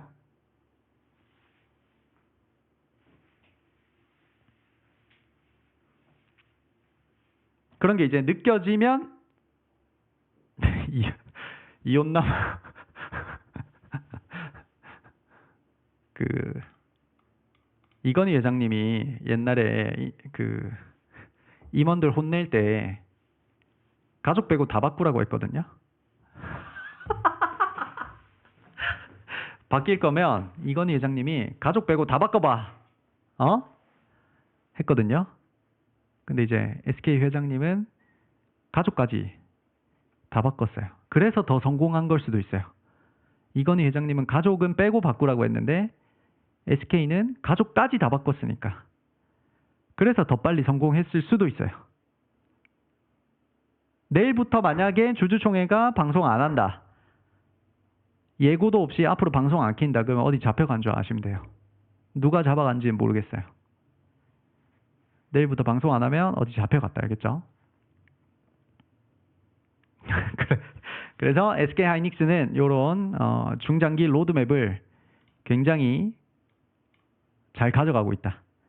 그래서 SK하이닉스는 향후 몇 년간의 이 판매량 증가랑 플러스 제품 믹스 개선, 그 다음에 신규 캐파 반영이 동시에 가능한 아주 유망한 우리나라에 진짜 있어서 너무나 감사하고도 감사한 그런 기업입니다.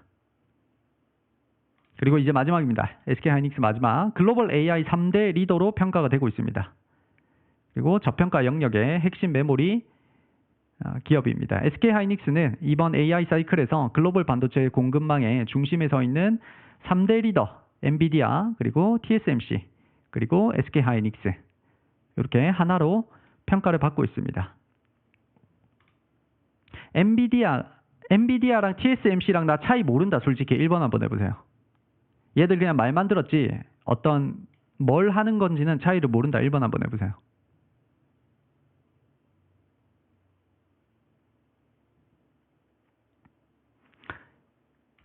엔비디아는 일단 답을 알고 계시는 분들은 굳이 답을 얘기하지 마세요. 제가 그냥 묻는 거니까. 엔비디아는 뭘 만들어요?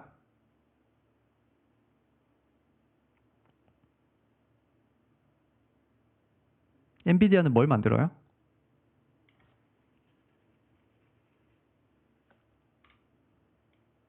엔비디아 하면 무슨 얘기가 나와야 돼요? GPU 얘기가 나와야 되죠. 그럼 얘도 GPU 만드는데? TSMC도 GPU 만드는데? 그래서 GPU를 만든다. 여러분들이 GPU를 만든다라고 하면 사실은 조금 오해가 있어요. 약간 뭐랄까요? 헷갈리는 부분이 있어요. 엔비디아는 엄밀히 얘기하면 GPU를 뭐 한다? 아까 답이 나왔죠? 채팅창에. 설계를 하는 거예요. 설계. GPU를 이런 식으로 이렇게 해서 이렇게 해서 이렇게 만들어야 됩니다라는 설계를 하는 거예요. 그럼 TSMC는 뭐 하는 애예요? 얘들은 GPU를 진짜로 생산하는 애들이에요. 그러니까 설계랑 생산은 엄연히 다르죠. 그래서 GPU를 만든다라고 하면 조금 뭐랄까요? 표현이 부적절하다고 해야 될까요? 바이오 위탁 생산 같은 거예요. 그래서 바이오 업계의 TSMC가 누구예요? 바이오 업계 안에서 TSMC는 누구예요?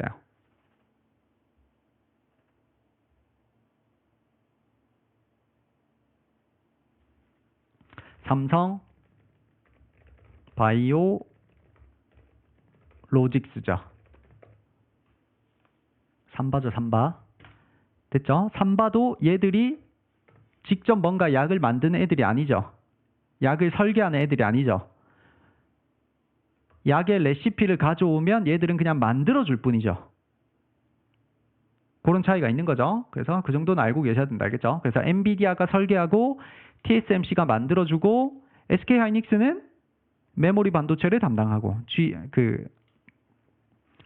GPU 옆에 갖다 붙일 메모리 반도체를 담당하는 딱 그렇게 3강 체제로 이루어져 있는 거죠. 얘들은 경쟁자가 아니죠.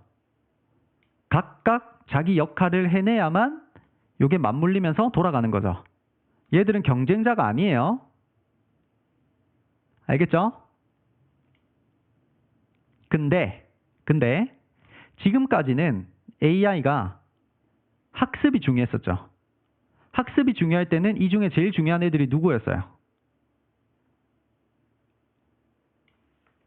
이 세 가지 중에 학습 단계에서는 누가 제일 중요할까?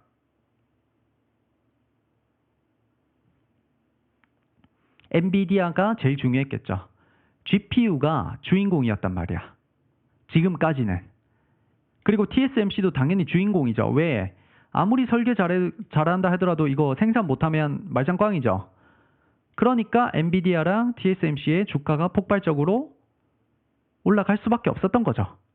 학습 단계에서는. 근데 이제는 어디로 넘어가요? 학습했으면 이제 뭐 해야 돼요? 하나하나씩 대답이 나오는지 한번 보자. 학습했으면 이제 어떤 단계로 넘어가요? 추론 단계로 넘어가죠. 추론 단계에서는 이제 뭐가 주인공이 되는 거예요? 당연히 엔비디아의 GPU가 중요합니다. 알겠죠? 중요하지 않다는 뜻은 아니에요. 중요하지만 초점이 어디로 이동을 하는 거예요? 추론 단계에서는. 메모리 반도체로 이동을 하는 거죠. 메모리 반도체가 이제는 중요해진 거예요. 그러다 보니 SK 하이닉스의 위상이 높아진 거죠. 됐나로가 아니고 됐나요? AI 추론이라든지 에이전틱 AI가 확장되면 될수록 메모리 반도체가 앞으로 중요해진다. 됐죠? 그래서 모델이 기억해야 하는 문맥이나 이런 상태의 정보의 규모가 기하급수적으로 커지면서 고부가가치의 메모리가 이제 핵심 요소로 부상을 했다. 그 중심에 있는 기업이 바로 SK 하이닉스다. 이제는 주인공이 바뀔 때가 온 거예요. 물론 엔비디아처럼 주가가 올라갈 수 있느냐는 알 수는 없어요. 솔직히. 알 수는 없지만 논리상으로 봤을 때는 메모리 반도체 안에서는 SK 하이닉스를 적대할 수 있을 만한 기업이 없다. 그냥 독주 체제라고 봐도 조금 무방하다. 물론 뭐 삼성전자가 갑자기 뭐 아주 엄청난 기술로 뭔가를 들고 나오면 또 얘기가 달라지겠지만 그건 모르죠, 맞죠? 삼성전자도 또 가만히 있을 사람들이 아니기 때문에 뭔가를 할 수 좀 하고 있겠죠, 뒤에서. 근데 어쨌든 지금 현재 상황으로만 봐서는 메모리 반도체 쪽 안에서만 봤을 때는 SK 하이닉스를 잡을 수 있을 만한 기업은 있다 없다? 있을까 없을까? 요거 대답하면 이제 끝납니다.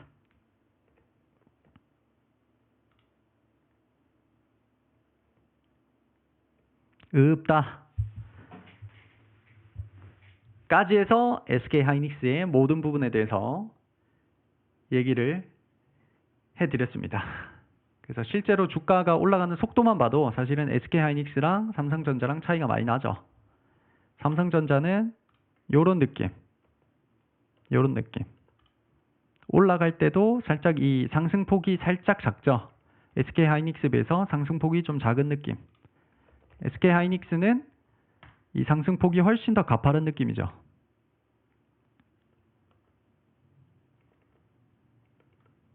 맞나요? 요 랠리 시작할 때 가격이 한 25만 원 정도.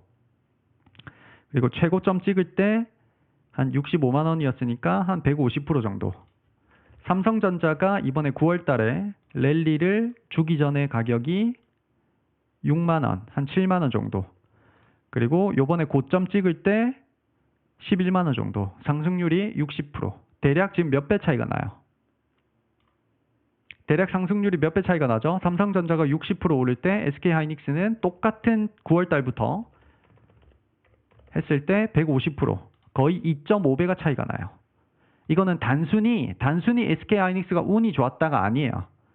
실질적인 사업의 구조상 메모리 반도체 쇼티지이기 때문에 삼성전자보다 SK하이닉스가 강할 수밖에 없는 거예요. 그러면 삼성전자 할래, SK하이닉스 할래? 라고 하면 당연히 SK하이닉스를 해야 되는 논리로 갈 수밖에 없는 거예요.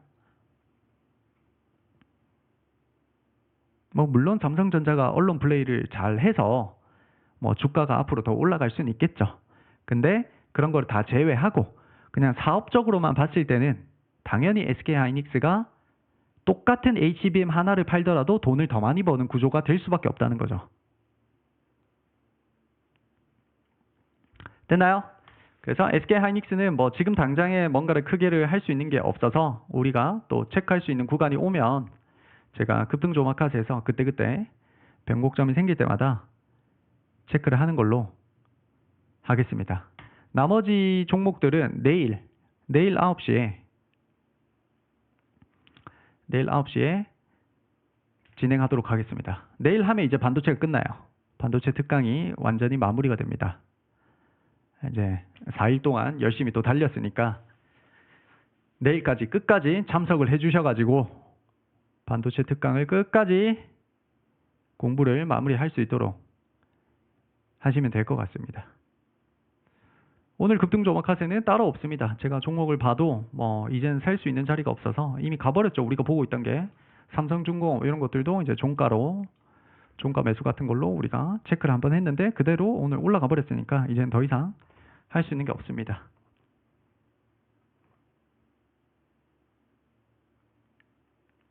그 다음 현대로템 같은 것들도 다 올라가 버렸고 하니까 당장에 할 수 있는 게 없다. 내일까지 끝까지 마무리 잘 하도록 합시다. 고생하셨습니다. 오늘도. LS 마린 솔루션 잘 가고 있는데 무슨 걱정이?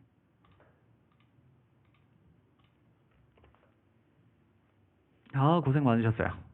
오늘도 고생 많으셨습니다.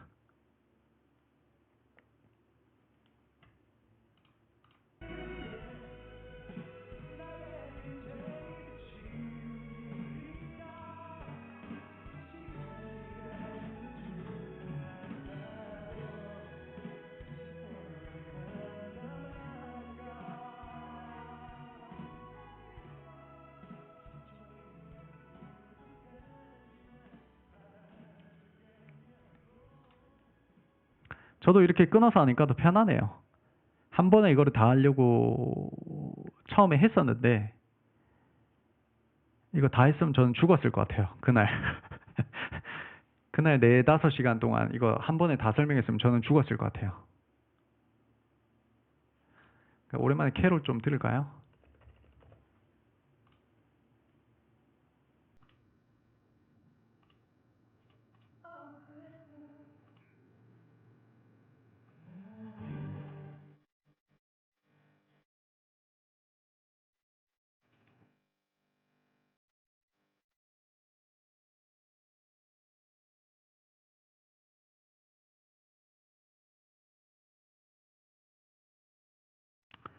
아, 고생하셨습니다.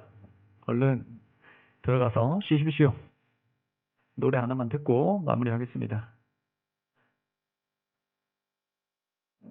단순진리님, 요 노래도 긴 노래인데, 노래 긴 거 싫어하시잖아요.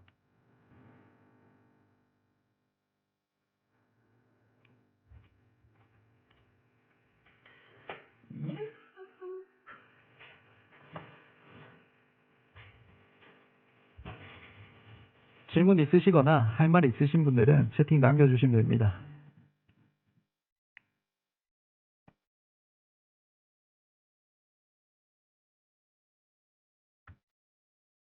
874님, 그렇다고 봐야 되겠죠. 이제 앞으로 박스권을 조금 만들어 간다고 봐야 되겠죠. 여기서 바로 V자로 날아가면, 뭐, 그것도 어쩔 수 없죠. 그런 거는. 뭐, 우리가 선택하는 게 아니니까. 근데 그러질 않기를 바라야 되겠죠. 하나오션처럼 박스권을 그래도 뭐 한 4, 5개월 정도는 만들어 가는 게 우리한텐 좋아요. V자로 바로 날아가면 안 좋죠.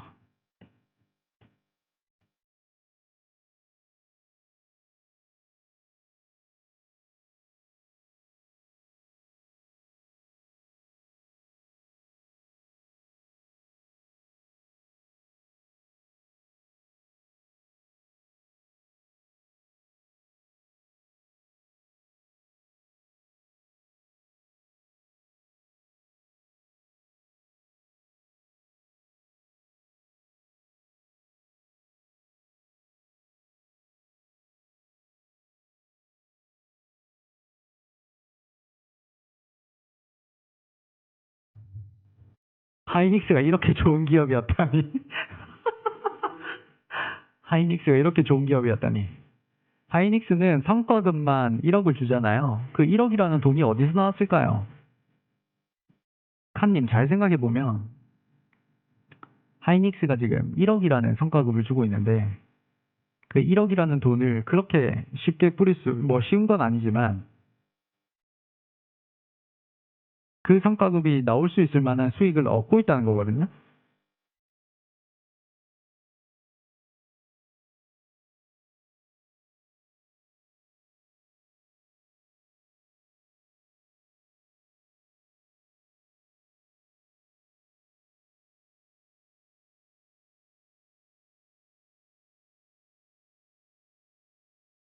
주주총회 리서치 팀에 지금 계시는 그 반도체 애널리스트 분은 SK 하이닉스에 굉장히 높은 자리에 계신 분이에요.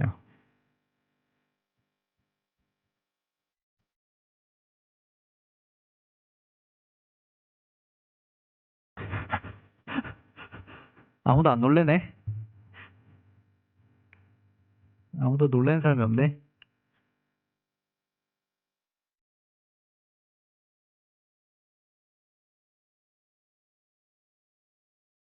리서치 팀에 지금 반도체 애널리스트님이 한 분 계시잖아요. 그 리서치 팀에 계신 분들이 SK 하이닉스에 지금 굉장히 높으신 분이에요.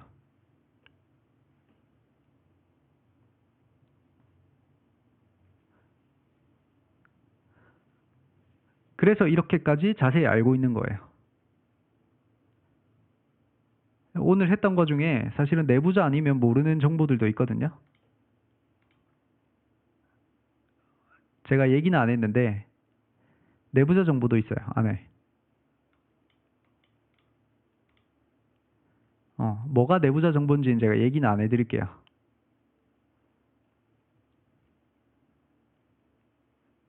그게 뻥이라.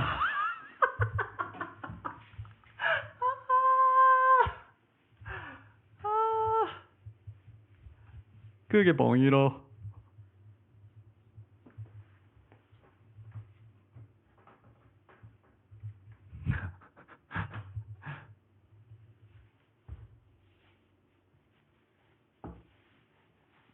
진짜일 수도 있어요.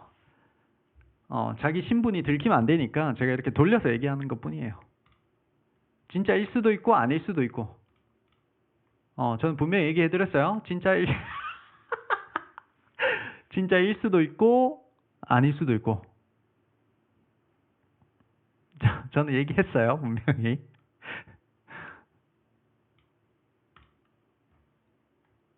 아니, 자러 안 가세요? 다들? 아직까지 450명이 남아있네. 최태원 회장님을 독대할 수 있는 위치에 계신. 점점 이제 신뢰도가 없어지고 있죠.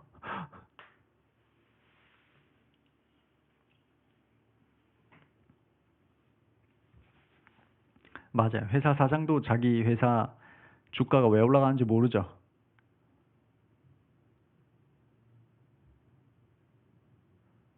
고생하셨습니다. 들어가십시오. 나비님.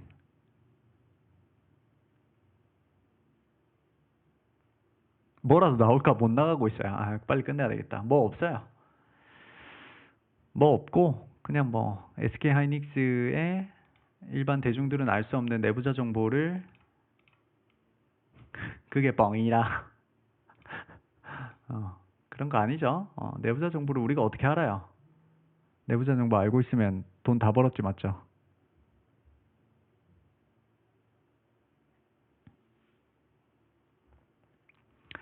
내일 9시에 마지막 반도체 특강 라이브 진행하겠습니다. 내일은 멤버십 전용이에요. 내일은 멤버십 전용이라서 일반 구독자님들은 들어오실 수가 없습니다. 죄송합니다.